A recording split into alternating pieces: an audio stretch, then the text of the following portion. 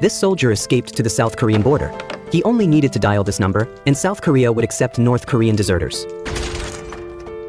But a North Korean captain found him. If he failed to escape, all his efforts would be in vain. Every night, the hero would escape from his dormitory. Then, he would quickly run to the cafeteria, retrieve the compass and map he had hidden away. Then, he would follow the ventilation duct to the edge of the camp. He quickly crawled into a tunnel he had dug. In this way, he passed through the high-voltage power grid. Then, he ran all the way. After reaching the minefield, he crawled forward.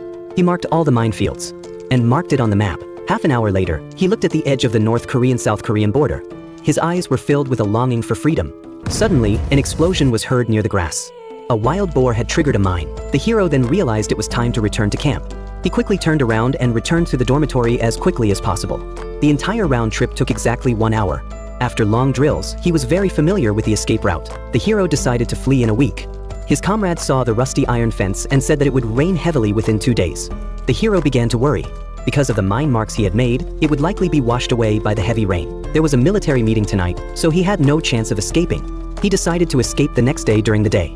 Because the officers had all gone to the banquet to drink, there were very few soldiers on guard. The hero observed the parking lot. Finally, he found a car with the keys still unlocked. Then, he went to the banquet hall.